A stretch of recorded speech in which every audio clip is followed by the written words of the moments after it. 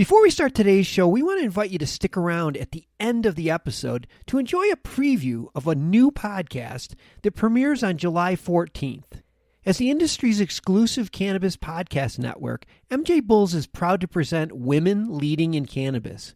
Join host Kira Reed each week for inspirational discussions with women who are leading the cannabis industry.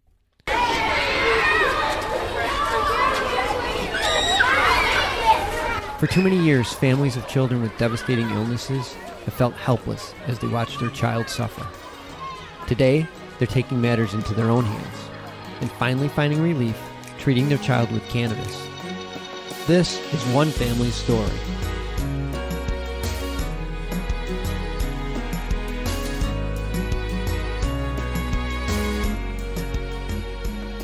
Welcome to another episode of Love and Cannabis. I am Nina Simmons. And I am Osiris Stephenand. And we are the proud parents of Aiden Stephen. Hey everybody, how's it going? Welcome to another episode. Hello, hello, hello. I'm hoping all of you out there are doing well despite of what's going on out there with the coronavirus. Oh my God. I hope you are safe, your family is well, you're well, and that you guys are holding it down. And it is a different world out there. It definitely is, but we want to say happy 420. Yes, definitely want at least have a ray of light or shining upon us. That is 420. Yes. Something to look forward to, something to numb us while we go through this. But most importantly, one of the things I did want to share before we get started is the sudden passing of Charlotte Figi. For some of you may not know, Charlotte was suffering from Dravet syndrome, and the parents were basically running out of options to treat her for that, including the seizures that she was having. Like, she was having grand mals, which were like averaging anywhere between an hour and a half to almost 2 hours.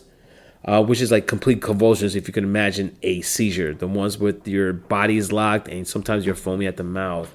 And she had recently passed away from a grand mal that turned into a cardiac arrest. So the Stanley brothers wanted to give them a shout out for basically supporting Charlotte with creating the Charlotte's Web strain and helping her at least enjoy the time that she was here on this planet with us.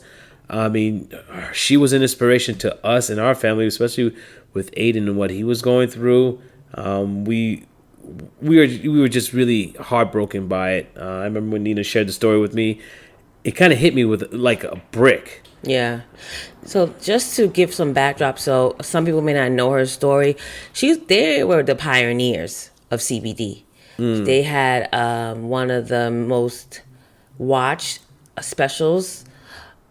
When she talked about how CBD helped her daughter, and that was like their last resort. Yeah, she was the breakout, kid for CBD and she happened to make it more acceptable for people. Yeah, I had my 80-year-old aunt call me after watching her special.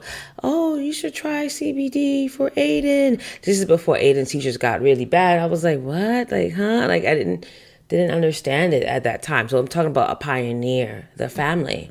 So it hits the cannabis community really hard, her passing. Yeah, it definitely does. I mean, so young, and you think that somehow you're going to pull out of it, that she's going to be okay. But it also goes to the point where I had shared with someone, I said, cannabis is, CBD oil is not the all and end all. It is something to help your body do what it does naturally. And it also requires other things. And for her to pass the way she does, and the way she did, and especially in her mother's arms, it's heartbreaking. Because I know for us, Aiden sleeps with myself, and so for me to keep an eye on him, there's times he does have grand mal in his sleep. There's nights I don't sleep thinking, hey, will he stop breathing and sleep? Will he have a grand mal that he can't come out in the middle of the night? So it's a parent's nightmare. It is a nightmare, yeah. And so I feel for them. I really do feel for them. It's a nightmare. And you always have that risk when you have a child with epilepsy, that, can this seizure take them, it hit us hard, and it's very scary, and yeah. My prayers go out to the family. Yeah, it does, because I, as a parent myself, as we're going through it, it's hard. it's hard, and I can only imagine, especially her fight had became their champion, their shield. There's something that they were going through, and they were helping so many people, and they were giving people, especially so many children, actually, they gave them options. Yeah. Healthy options. Exactly. And the CBD helped her tremendously. She wouldn't probably have been alive this long. No, I have to agree. on that. She lived almost... She's 13, right? She started the CBD at 6 or 7. 6 or 7. Wow. Mm-hmm. Wow. Okay.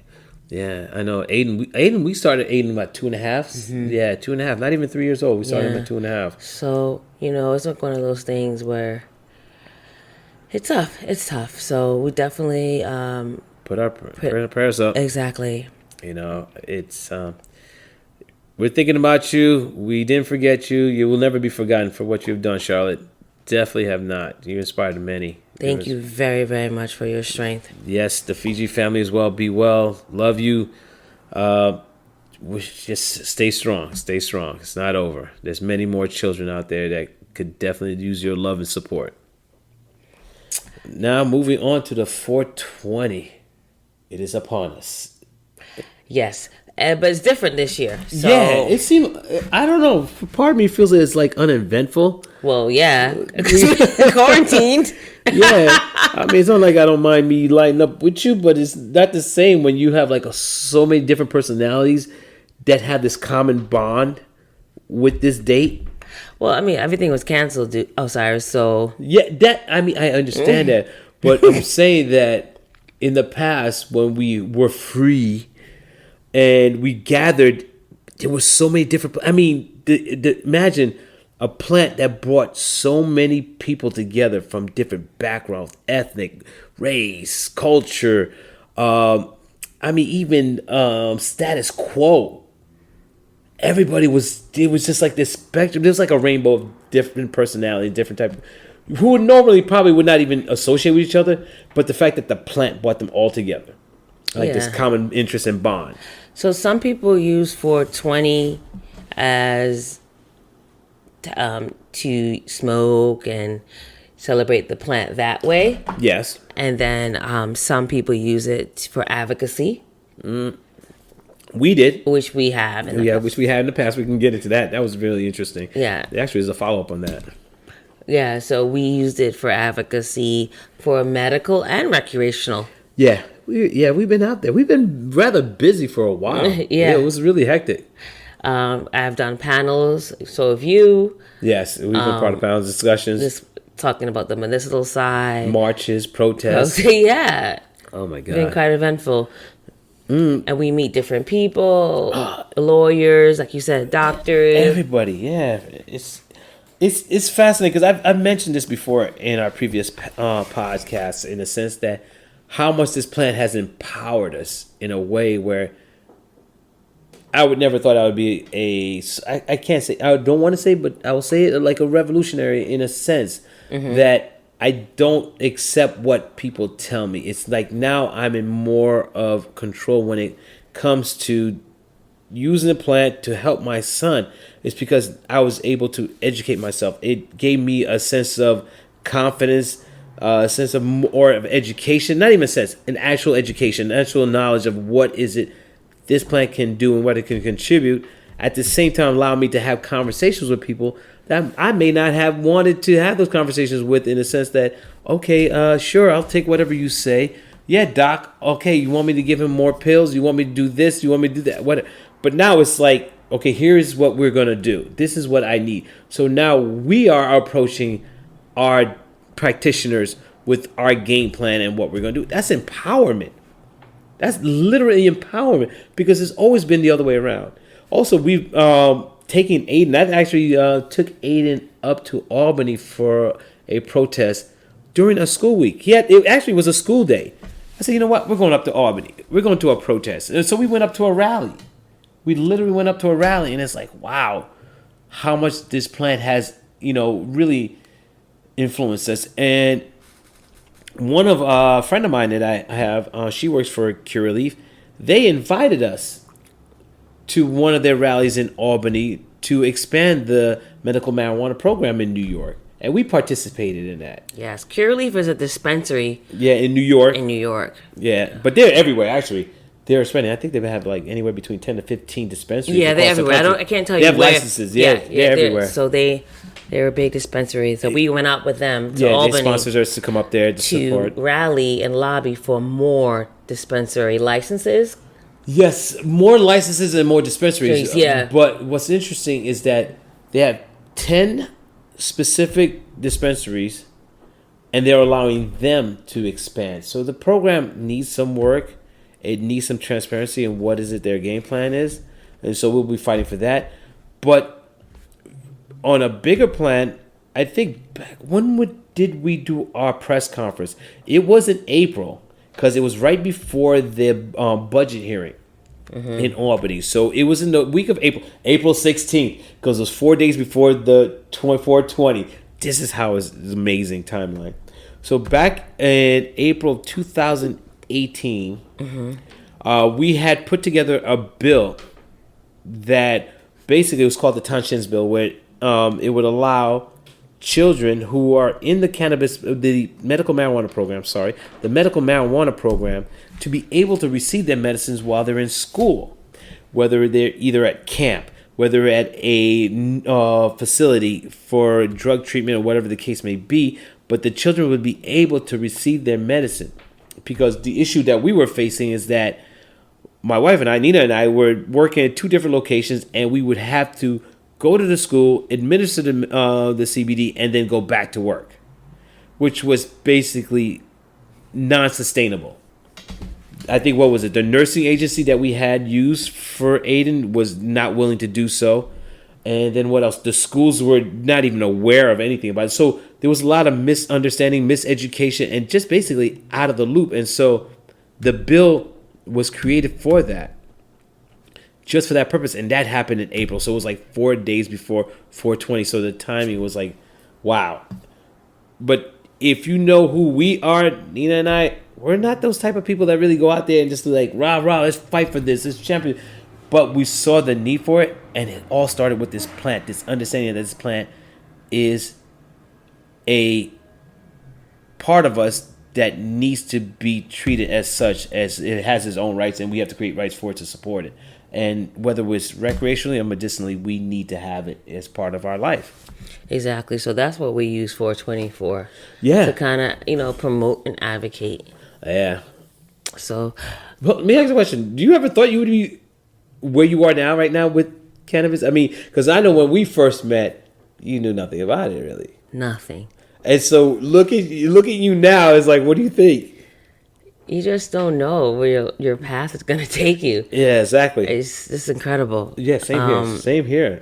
It's funny that a lot of like undercover cannabis users in my family will come out, talk to me on the side, because they know I'm okay and I'm definitely not judgmental. No. Yeah. No. I think that's one of the things I have to say. We wanted to hide it because I think there was that stigmatism that we worried about in the beginning. But we're like, no, this is my child. I don't care. If they're going to have an issue with it, I don't want them around me. Yeah.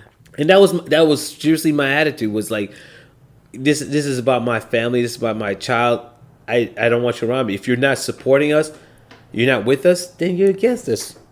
You don't need to be around. And especially, we're the ones with him. We are his caregivers. We don't get help from outside of us. Yeah, no government assistant. Well, not even that. Like, not like. What? I'm just saying, Oh my God! I'm talking about like a check. I could go get some I'm bag. talking about like babysitting, or like people live with a aunt and uncle nanny, and grandma. Yeah, so we just us. So for me, we saw how it worked. Yeah. So it was like no one telling us that this is not going to help our child. I remember Aiden was having like these mild twitches, which are seizures. Some people may not even know. Yeah, that was crazy. And I just put a little bit, like I've said in prior episodes, I just put a little bit on his feet and the twitching stopped. I said, whoa, this stuff works. Yeah. So it was like, okay. I'm sold. We're sold. Like, come on. So it was like, like Osiris said, if you're not down with it, then kind of like step aside. It's kind of like you're a problem, not mine. Yeah, the funny thing is, after a while, I started making excuses. I used to apologize when Aiden would have a seizure or something would happen. I'm like, I'm sorry. He just had a seizure. And after a while, I'm like, what the hell am I apologizing for? Mm-hmm. Like, I'm apologizing because I want to make you comfortable? No, you have to have some type of empathy to understand as a parent. Because, there was always the stories like, you don't want to take your 2 or 3-year-old out because, the terrible twos. You don't want to take them out to dinner because of their behaviors or because they can't do it. Our thing is that we couldn't take them out because of the seizures because you just didn't know what was going to happen. Yeah. And how intense and how much it affected him. And it was intense. It was crazy for a while. But having gone through what we've gone through, I don't know if I would change anything. It's like I wrestle with the idea because of this plant, because of what I've become and what we've done in this realm, it's made me into something else, made us into something else. It's given us a different perspective on life. It's empowered us.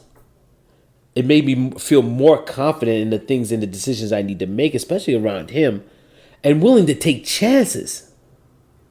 And also not to trust those people who say, yes, trust us, take our medication, take this prescription, and things like that. So it's like, you know what? I am involved. We are involved in the whole process from start to finish. And we're also stating, these are the things that we're going to do. These are the things that we want to do. But the history of it all is mind-boggling of how 420 came about. Something so simple become what it is today. Exactly, yeah. So 420 was started actually in the 1970s by a group of high schoolers. A gentleman named Waldorf Steve was given a treasure map to a patch of weed on the Point Rise Peninsula. So they were given this map, a group of boys were given this map, right? They said, okay, we're going to go and find this cannabis patch. So they met up at 4:20 p.m.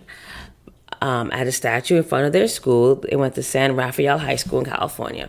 And they met up several times to find this cannabis patch. But they were unsuccessful. But every time before they went, they got high. They never found the patch. But they still use 4:20 p.m. as their code and time. His after school activities, extracurricular practice was done. They would meet up in front of a statue in front of school and smoke and get high. Oh, so did they smoke before they went on looking for this? Yeah. They were not gonna find that far. They were not gonna find that land. It depends what they were. It depends what they were smoking. I guess some may argue. It wouldn't even matter. You under the influence. But some people are very functional high. That you know what? I stand corrected. It depends what you smoke. That's true. I stand corrected. You are correct. There are some people that are functional. It depends. It all depends if it's an indica versus a sativa or mixed hybrid or what strand of what. Yeah, some people definitely can work and rock on some good sativa. Okay, I stand correct. I apologize. It depends. But I don't know what they smoke. So, but anyway, they never found something that didn't allow them to find it. They never exactly. So they never found it. But they still use the term 420 as their time to meet. Yeah. And then they coined the term 420. It's like a private joke. Yeah. Like, okay, 420. We're going to do 420 today. So that was their time, their term for smoking and getting high. Yeah, of course. 420. Okay, got it. But it was kind of funny how it spread from generation to generation, from city to city, country to country, across decades and throughout all media all over the globe about this term phrase 420. It's 40. It's almost going to be 40 years old next year. Because 71, next year would be 2021. I know, it's already 50 years old. Is it 50? I thought it was 40 because it came out in 70. Yeah. I'm sorry. Holy crap, you're right. 50. Wow, half a century old. Wow, something so simple. Yeah. Turned into a revolution. Yeah, so now... That's amazing. I always wondered why 420 versus 5-1 or... 11-2. So let me ask you a question. So when did the evolution go from the 420 timeline to now 420 the month and day? I don't know. I don't know when that said, okay, this is a day we're going to celebrate cannabis. Yeah. But yeah, this is, I mean, there's different, people may have also different rationales, because I even saw that some police force used the term 420 as a code for busting somebody smoking weed. Yeah. particularly in California. Yeah, but course. don't quote me on that. So we don't know. I wouldn't be surprised. We don't know. Probably with LAPD. Yeah, they said California particularly, so I don't know. Yeah, that's funny. So talking about, what is that location up in Humboldt County? That's another world. But go ahead. Yeah, so it became coined, and April 20th is when now most of the nation celebrates it. Yeah, most of the nation, or just because it's not a national holiday. You don't think so? 420 is a cannabis enthusiast holiday.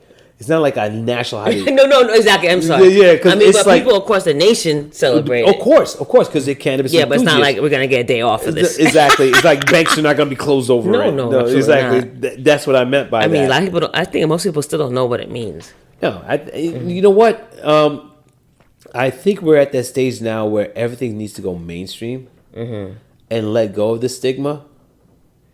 And it's only going to change as long as people have access to microphones and cameras, and utilize social media in a smart way.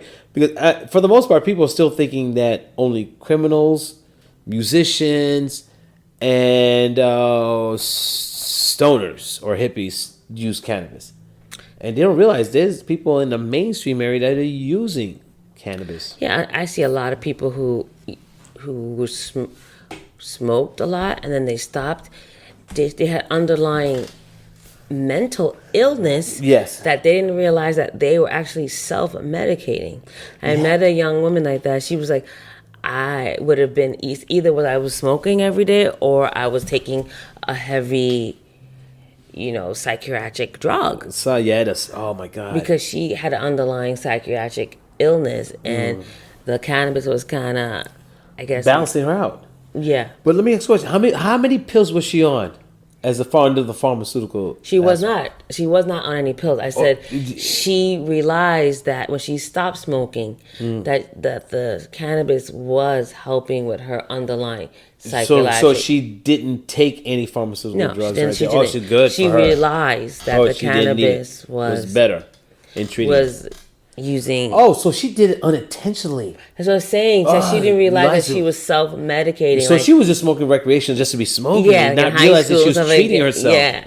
Wow, that's amazing. I guess she realized that she felt better, but then that's why she kept on doing it. I would. I mean, you can't knock it. But I mean, cannabis. I mean, when you smoke, or you get indulged, it's not for everybody. It's for those who truly enjoy it. I enjoy looking. To be honest, I'll dabble once in a while. I'm not gonna be like, hey, over here, over there, all the time. Like, no. But I do love the smell, and I do love the plant itself. Just looking at it. Yeah, it's like, oh my God, so much. It's like it's so beautiful to see the different types of plants. Yeah, that I enjoy too. Celebrate. Yeah. I do think.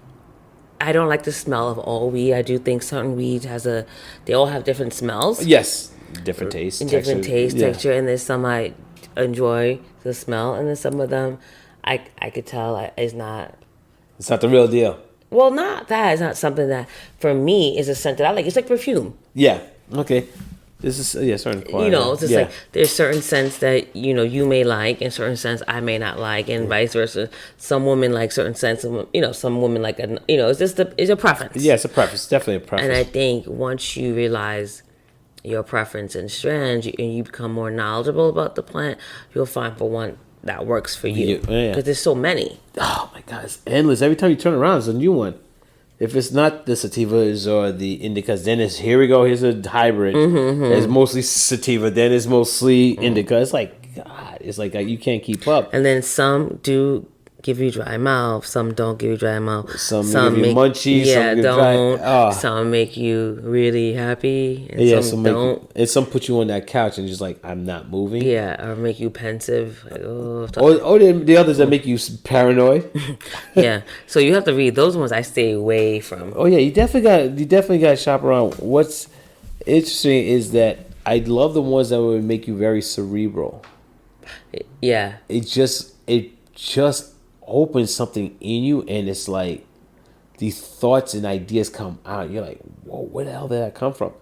And you would hope that you have a mic or something in front of you or something to take down, because it's like you're spewing this stuff out. And once that's all gone, it's like, jeez, I wish I would have recorded. I wish I could have taken it down. Exactly. Because it takes. I remember I was talking to a friend of mine. He's in the music industry, and he says I have to smoke in order for me to really get into my craft. I said, yeah, because you're bogged down from all this interference that you really don't get into who you are and attach yourself to your music or your art form. And that's what cannabis does. It's just like gives you that bridge to you and that unknown or that possibility. You just go with it.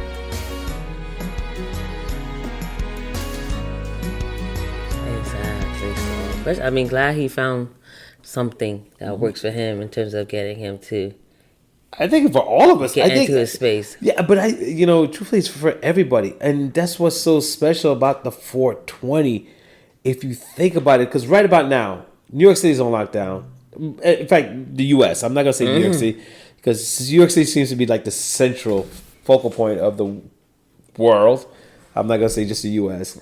And for it to be like almost at a screeching halt is like amazing, because about this time right now we would be at Central Park last night. 420. Yeah, we'd be like tonight at Central Park with a bunch of friends and just taking all of it in from 12 p.m. in the afternoon till midnight, or if not 1-2 o'clock in the morning. There would be conferences for the weekends, speaking engagement parties, all these things going on to celebrate 420. Nada. I had a buddy of mine go out to the Central Park. I said, hey, how'd it go at Central Park? Because I got stuck doing something, and so I couldn't make it out to Central Park. He's like, I was alone. I lit up. I had fun by myself, and I went home. Yeah, because you're supposed to be practicing social distancing. Yeah, but that's exactly it. Even the plant has to submit to the COVID, and it's like, oh my God, when? So I'm glad that people are celebrating at home. Yeah, more than likely people are celebrating at home, which is a little challenging if you got kids. Yeah, mommy, daddy, what are you guys doing? Hey, go back to your room. I mean, hopefully they're sleeping. Yeah, right. Hopefully.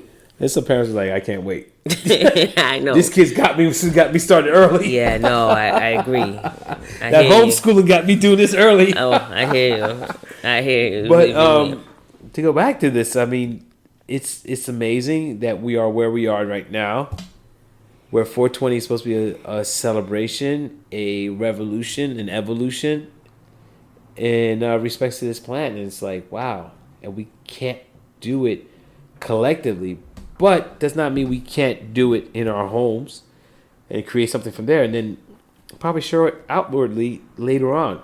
Yeah. Hopefully we can make it up. We make up for lost time. I know 2021 is going to be crazy to make up for it, because we would have had a parade by now. Yeah, they would have had a parade. Oh my God, there's so many. Because I was slated to be speaking at an event in D.C. before this broke out, and it got canceled. Everything is done. Oh, I was supposed to be in D.C., didn't head out to Colorado, so it's like, wow. Where do we go? Yeah, this quarantine definitely is. Bites. Yeah. I'm sorry. But at the same time, it does make you think about things that you have to change. Like, we can't, go from this. Yeah, we took some things for granted. But also, I have to recognize the fact that there have been people who have lost their loved ones in their lives due to COVID. So I want to give out the condolences. We want to give out the condolences to the families who's lost a loved one, a friend, or a family, a friend of the family's, whatever the case may be, someone that that was close to you that lost their lives due to this COVID. So our condolences to you. Also to those who are essential workers. The guys on the front lines got to deal with this. Yeah. So if I didn't resign from my hospital position, I would have been in the front line. And stressing me out. I would have been celebrating 420 all day, every day. Oh my God. I don't know how people go and work at a hospital in a major city every day, knowing that they could come home and spread the coronavirus to their families. I had a good friend of mine who contracted the coronavirus from a patient in the hospital, and she's been sick for 3 weeks. It's very scary. It is. It is definitely. I had a friend of mine. And she said Go ahead. that before staying home, clearly she's home now, but before that, she would cry at work. These people, they go into work knowing that, they could get this disease, and it's stressful. They have to wear a mask all day. It's one thing we wear a mask, we go out for a little bit or go to the grocery store. Imagine a whole shift. You can't wearing breathe. a mask, you can't breathe, and their masks are tight. Yeah, so you get that mark on their face and everything. She was like, I can't touch my tongue, I can't laugh. It's hard, and a lot of them are breaking down. Yeah, it's. You mentioned your friend. I had my very dear friend of mine. I've known him since 4th grade. He had recently came down with it. He's a police officer in NYPD, and he was diagnosed with it. So he couldn't even get a visitor. So his whole family was quarantined. He couldn't even go in the hospital. So I asked him, I said, "What do you need?" He said, "I just need a few things. If you could bring it." I hopped in a cab. Grabbed the lift. It's crazy because the products that he wanted was far cheaper than the ride that I took to get to him. Mm-hmm. It was, but I just felt compelled to do so because the last thing I ever want to know is, or even hear, is that something happened when it could have been prevented. So I went out there and got it to him. What did he want? He was basically wanted the vitamins and aloe vera because he wanted to make something to help him through the process because he got tested positive for it. So his whole family got locked down. They didn't go to the hospital, so they basically were at home on their own. They were given some medication things to take, and he was taking some things too. So he needed some stuff that he was missing in order to prepare, that homeopathic, brew, and which he wanted. And I was like, okay, whatever you need, I'm there. I think, what was it?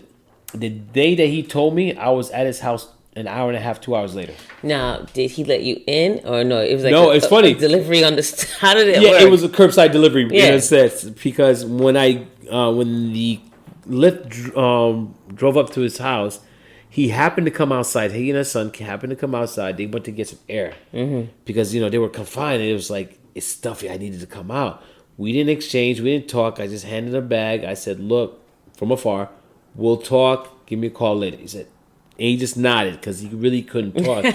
Because the thing, it was so intense that if he were to talk or try to exacerbate any oxygen into his lungs, my God, he would cough uncontrollably. Because we would talk on the phone, and I would make a joke. This is before he got really bad, though. Yeah. This was before he got really bad. So when we talked afterwards, and when it started to escalate, when he laugh, I'd make him laugh. He would cough uncontrollably for like at least 5-10 minutes. I was like, you know what? Let's talk when everything settles. So we didn't talk for about 2 weeks, a week and a half, 2 weeks. We just text because he couldn't talk. He couldn't exert any energy because it would create this coughing fits because his body was trying to get out and he was trying to suppress it and it was trying to come out. So it was back and forth. But long story short, his family was ill, but now they're all doing better. They're in recovery stage, so he's doing much, much better. We had spoken a couple days ago. Any symptoms still? No. Right now, it's just minor coughs here and there. But other than that, he says he's feeling 100 times better. He said before he couldn't hold food down, let alone even eat food.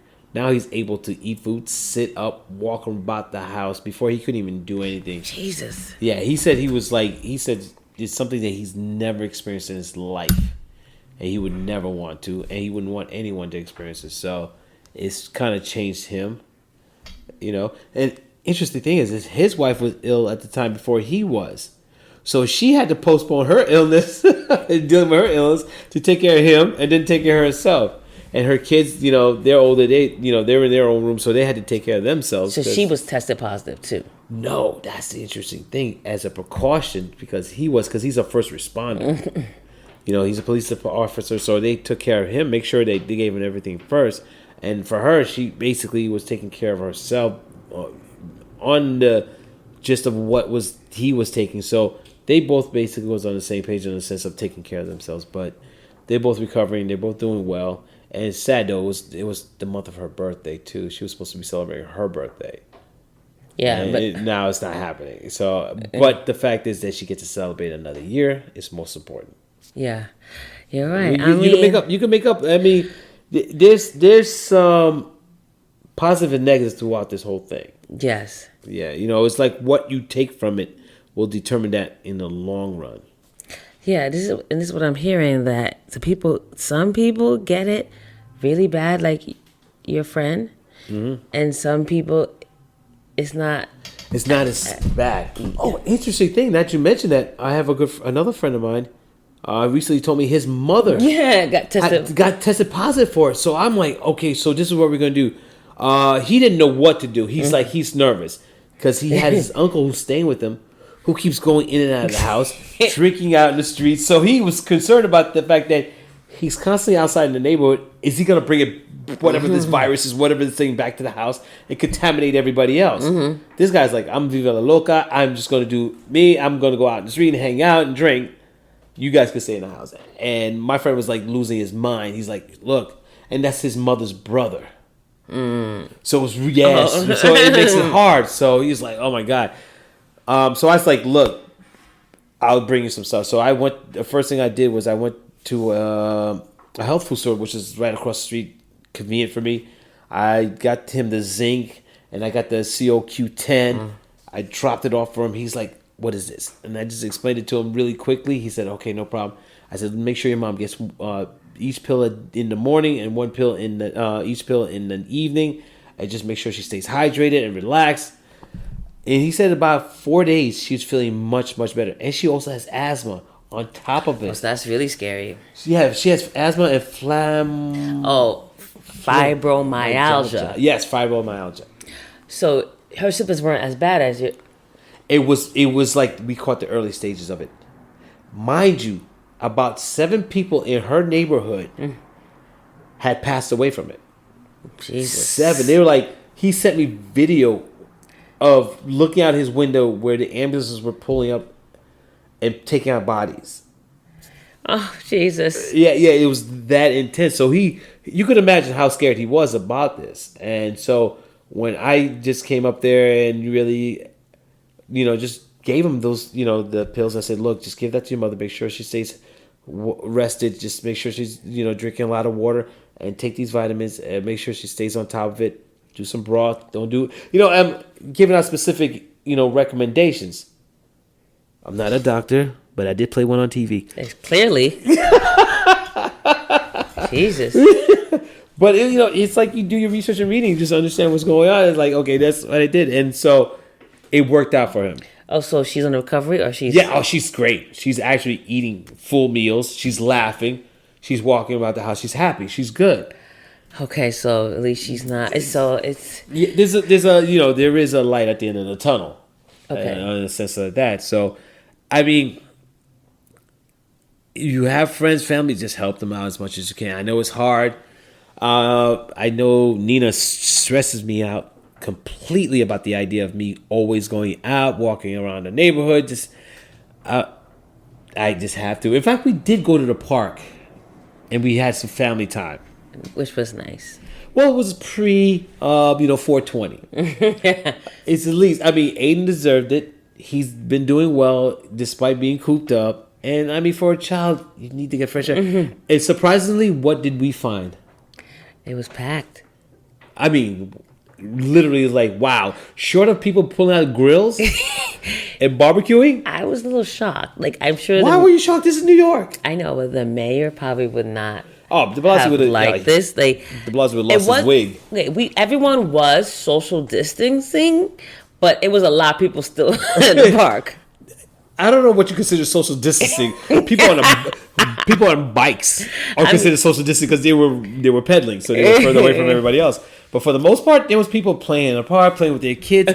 It was like the New York that I recall last spring about this time. That everybody was out together, hanging out, laying, trying to get a tan. It was a beautiful weather, and people wanted to take full advantage of it. Yeah, I mean, the bike lane was packed. Aiden couldn't.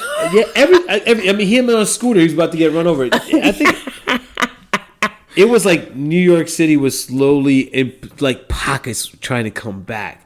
I mean, it was a great time though. I mean, to be out there and to be with with you guys and just enjoying the weather, enjoying the quality time. It was nice. It was different. It really was. It's like, so I could only imagine. To those prisoners out there who are put in solitary confinement for a period of time, oh my God. I feel for you.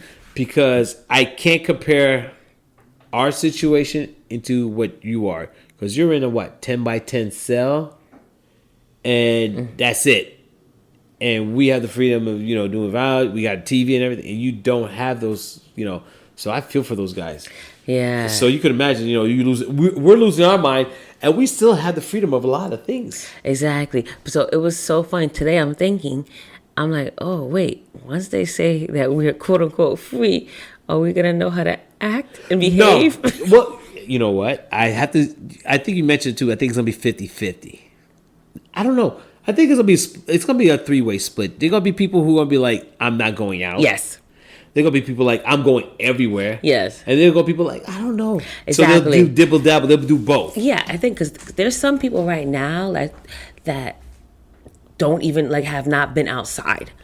There's some people who are taking it, or I had... full DEFCON 5, right? Like, a friend, she said, my kids have not been outside since March 16th. Is she okay? No, she's fine. Yeah, I'm just thinking the kids would have probably have, strung her up or something. So some people, it's a group of people that already never want to leave. They'll just go out once a week for groceries, and that's it, right? Wow. And then there's your group that will go out every day. That's me. I'm part of that group. I see people with their kids out on scooters every day, but they're wearing a mask. They're in motion. They're not just sitting still. Yeah. So they're not conversation with anybody. Just keep it moving. And so there's that group, and then there's another group who are not wearing their masks. Act like I fall in that group. Sorry. There's nothing is happening. Yeah, they're kept in oblivious. They're like whatever. You know what I mean? So I think those groups are gonna fall into certain categories when we're freed. Really? What kind of category were they for? Because, I kind of somewhat fall into that category because I've gone outside without a mask. So you're going to be people that are going to go everywhere. Without gloves.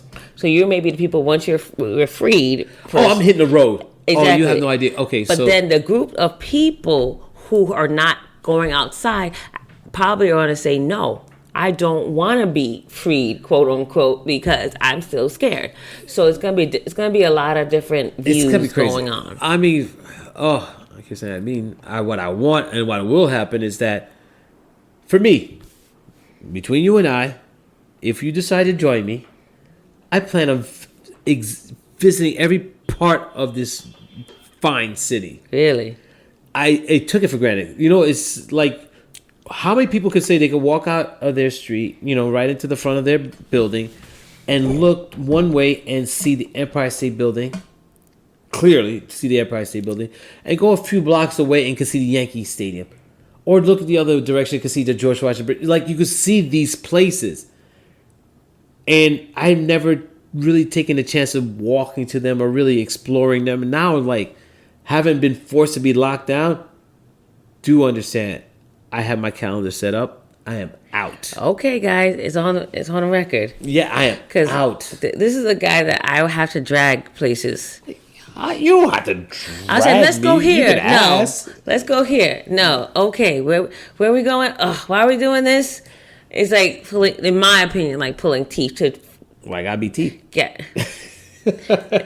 So I just said you didn't state your case. I have to say the case. Come on, why? No. Well, yeah, all right. Yeah, so I'm not a going out kind of guy all the time, all right? So I'm not adventurous.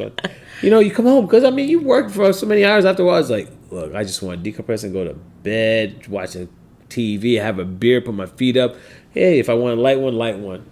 But I have to respect those who do go out and be adventurous and enjoy the world, because having been locked down for the time that we've been locked down, yeah, it's on. It is so on. I'm so good in the green light. And what's interesting is that we have a number of parades that are supposed to be coming up. What's supposed to happen in May? It's supposed to be the Israeli party or Israel party. It's not happening. Parade. I'm sorry, not party, It's but not parade. happening. Then it's the Puerto Rican Day Parade in June. I doubt that's happening. Listen. De Blasio, if he knows what's good for him, he better figure something out, because you're talking about two cultures that bring a boatload of money to the city. Mind you, he already said on the news that we've lost about $10 million. Yeah, but he's canceled St. Patty's Day parade. St. Patty's Day parade had to. It was like in the middle of it all. We're in the tail end of this thing. Do you know what I'm saying? So I'm assuming that the Israel parade is supposed to be happening between May and June. Not happening. Dude, it's so happening. And mind you, the Puerto Rican Day parade happens in June. I'm telling you right now, if this city wants to get a jump start, a kick in the ass to get the economy going, they need to have that parade. They need to have these two parades. We'll see. And they need people to support it. Granted, the fear's there, but you know what? If we don't, we will submit, and the economy is it's just gonna get ugly. It's just gonna get ugly. They already just said recently in the news that New York City's unemployment just completely imploded from all the submissions. Yeah. So we'll see. We'll see what happens, guys. All right. I just put it out there. I'm just put it out there. But we can report back in June during one of our episodes to see. June? I'm going to be out in the street. You're going to be recording me live out in the street, shaking my ass. Going nowhere because the city's still going to be shut down. I don't know. I say we take a bet. Oh, yes. Let's do it. Let's take a bet. Okay. Bet we reopen and we get a parade. In June? In June. Okay. Fully reopen. Fully reopen in June with a parade. What's your thought? Still lockdown. You lose. You'll see. Well, all right, ladies and gentlemen. Listen to our June episode. Ladies and gentlemen, you guys heard the bet.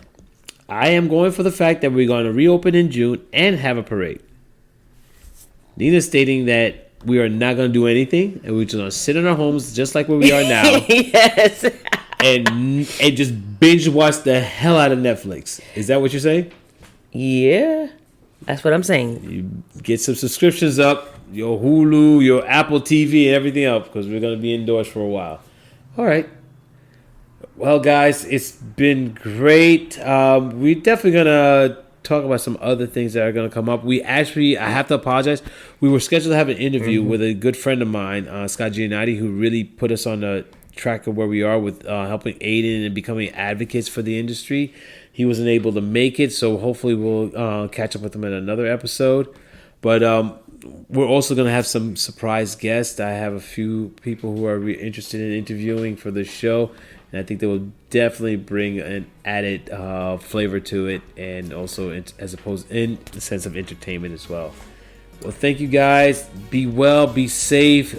Just keep your eyes and hearts open, and definitely take care of yourself until the next episode. All right. Happy 420. Yes. Ciao. Bye. Thanks for tuning in another episode of Love and Cannabis. I'm Osiris Stephenand. And I'm Nina Simmons. Be strong. And stay empowered.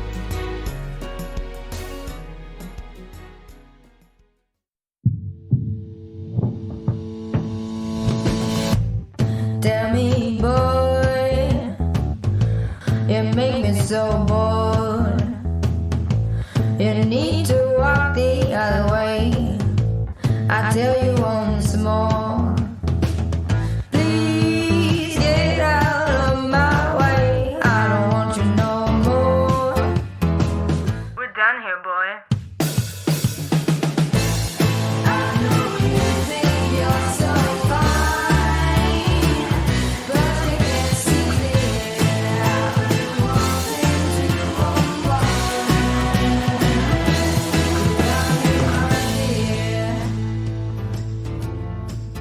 Hi, my name is Kira Reed, and I'd like to invite you to be inspired by the women who are leading in the cannabis industry.